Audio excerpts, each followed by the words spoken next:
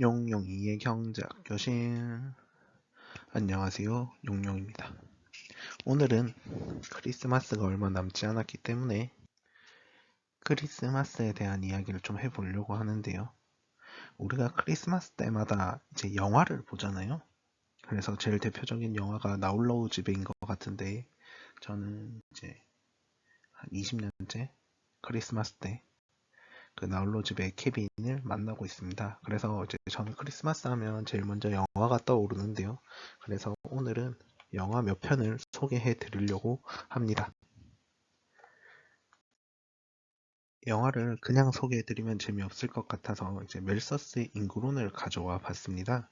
멜서스의 인구론은 다양한 영화에서 이제 모티브가 된다라고 저는 생각을 하고 있거든요. 그래서 이 멜서스의 인구론에 대해서 조금 이야기해 보도록 하겠습니다. 그래서 멜사스 인구론은 저는 중학교 3학년 때인가 중학교 사회 시간에 처음 봤었고요.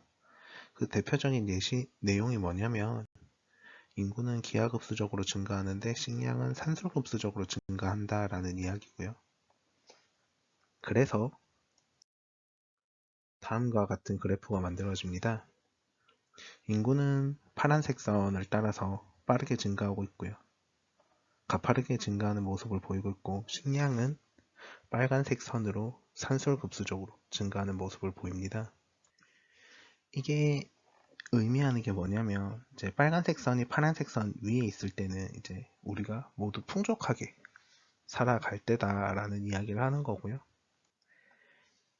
이 파란색 선이 빨간색 선을 넘어가는 그 순간부터 우리는 이제 식량이 부족하다라는 것을 느끼게 되는데요. 그 식량이 부족하기 때문에 이제 전쟁이 발생할 수도 있고요.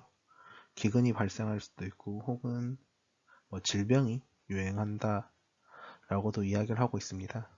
그런데 이 빨간색 선이 과거에는 식량이었는데 그 식량이 의미하는 것 자체가 먹고 사는 일에 대한 문제잖아요. 그래서 이제 이 빨간색을 혹은 GDP로 보는 경우가 있거든요. 요즘은. 그래서 이 GDP라고 봤을 때 우리가 인구보다 잘 먹고 잘 살 때가 있고요. 인구가 증가하면서 이제 조금은 못 먹고 조금 힘들게 살아갈 때가 있다라는 이야기를 하고 있습니다. 그러면 그럴 때 전쟁이 많이 발생한다라는 이야기도 하고요. 혹은 질병이 유행해서 인구를 감축시키는 일을 한다라고도 합니다. 그래서 보면 우리가 전쟁이 많이 발생할 때를 생각해 보면 어떤 시점이 있냐면 인구가 폭발적으로 증가하고 있는 시점에서 경기가 어려워진다라는 이야기를 많이 하고 있고요. 또 혹은 이제 경기가 어려울 때 전염병이 유행하기도 합니다. 그래서 흑사병이라든지 최근에 유행했던 코로나 바이러스라든지를 생각해 보면 우리가 경기가 막 호황일 때 발생했는가라고 생각해 보면 그렇지는 않은 것 같다라는 이야기를 할 수 있을 것 같고요. 그런 질병들이 발생하면서 인구를 감축시키면 이제 경제가 조금 잘 풀리게 된다라는 이야기를 하는 거고요. 그런 의미에서 이제 인구론이 조금은 멜서스 인구론이 대두되었고요. 그래서 보면 이제 인구를 어떻게 감소시키느냐 하는 문제를 가지고 영화화로 많이 되었던 것 같습니다. 그리고 멜서스의 인구론에 대해서 이야기를 하면 되게 멜서스가 나쁜 사람처럼 보이는 경우가 있어요. 뭐 이제 식량이 증가하는 속도보다 인구가 증가하는 속도가 더 빠르기 때문에 인구를 감소시켜야 된다. 혹은 사람을 뭐 죽게끔 내몰아야 된다라는 이야기를 생각할 수도 있는데 사실 멜서스는 그러기보다는 이제 우리가 좀 더 잘 살아야 된다. 그래야 인구가 증가할 수 있다라는 이야기를 하는 거거든요. 인구는 어차피 증가하게 될 건데 그 증가하는 속도에 맞춰서 우리가 잘 살 수 있게끔 해야 된다. 라는 이야기를 하고요. 그래서 우리가 흔히들 하는 이야기죠. 뭐 물고기를 주는 게 아니라 낚시하는 법을 알려줘라 하는 이야기 같은 게 이제 멜서스의 인구론에서 파생돼서 나왔다라고 하거든요. 그런 면으로 봤을 때 이제 전 지구적으로 우리 모두가 잘 살기 위해서는 멜서스 인구론이 조금 필요한 시점이 아닌가라는 생각을 하게 되면서 영화를 3편 알아보도록 하겠습니다. 우선 제일 잘 알려진 영화죠. 어벤져스 인피니티 워와 엔드게임인데요. 거기에 나오는 타노스가 이제 완전 멜서스의 인구론에 흠뻑 빠져있는 사람입니다. 타노스를 보면 타노스가 살았던 행성 자체가 되게 풍요로울 때가 있었어요. 그 풍요로움에 기반해서 인구가 가파르게 증가하였죠. 그런데 인구가 증가하면서 어떤 문제가 생기냐면 이제 사람들이 이제 인구가 기하급수적으로 증가했잖아요. 하지만 식량은 산술급수로 증가하는 거죠.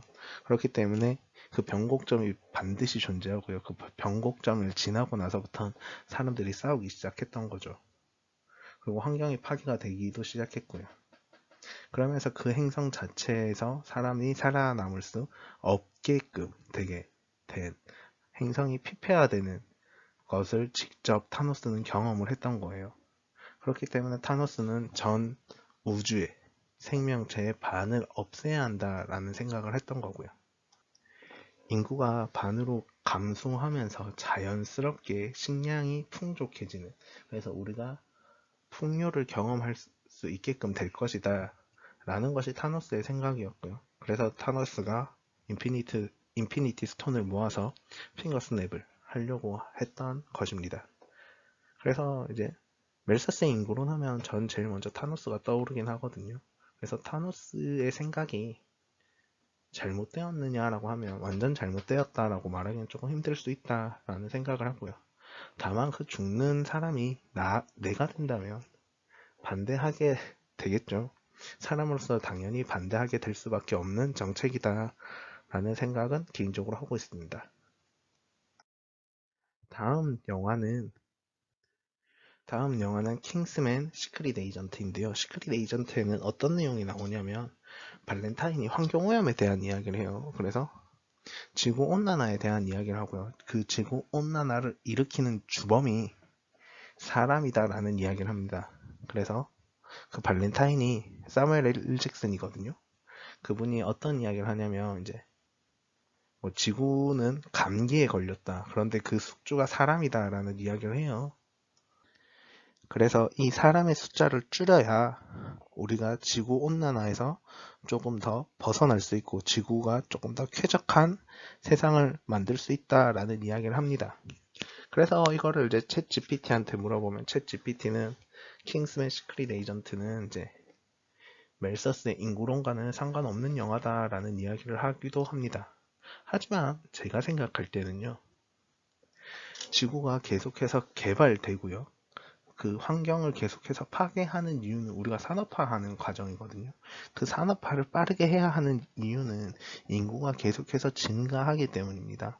그래서 우리가 성장하는 속도보다 인구의 증가 속도가 더 빠르기 때문에 지구가 계속해서 환경오염이 발생하는 거고요. 그 환경오염으로 인해서 이제 글로벌 워밍이라고 하죠. 지구온난화가 시작되고 지금은 이제 글로벌 보일링이라고 한다고 하더라고요.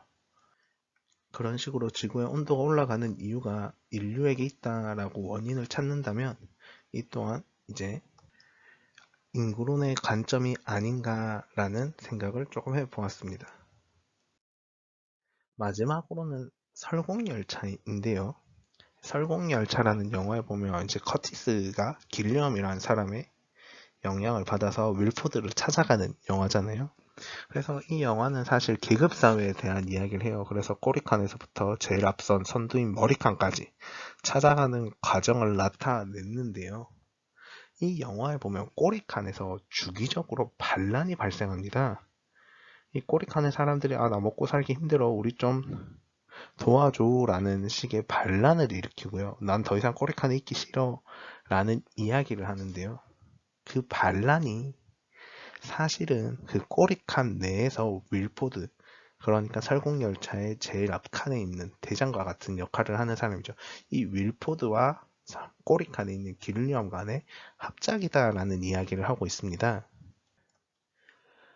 기차에서는 이제 우리가 삶을 유지하고 있지만 이 기차에서 우리가 생산할 수 있는 식량의 양은 한정적으로 정해져 있잖아요. 그렇기 때문에 꼬리칸에서 사람이 계속해서 증가하게 되면 더 이상 그 사람들이 충분히 먹고 살 수 없게 된다라는 거죠. 그래서 주기적으로 반란을 일으켜서 그 반란으로 인해서 사람들이 죽게끔 만들어야 한다라는 게 이제 그들의 이야기였고요.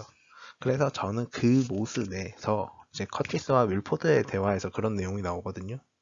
그 대화 내용이 딱 멜서스의 인구론이 아닌가라고 생각해 보았습니다.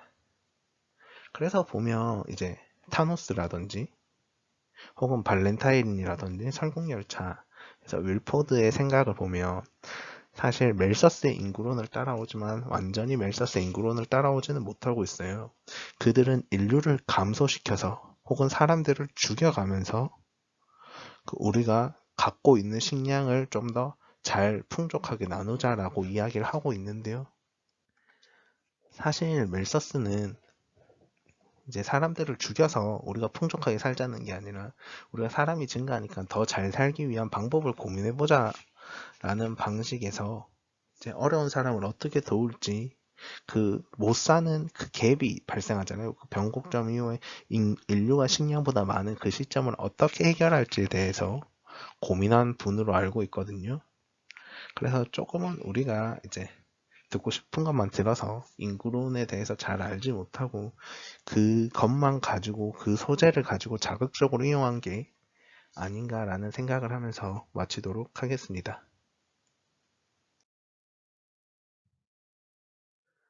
질문 있으시면 댓글로 남겨주시고요. 구독과 좋아요는 필수입니다.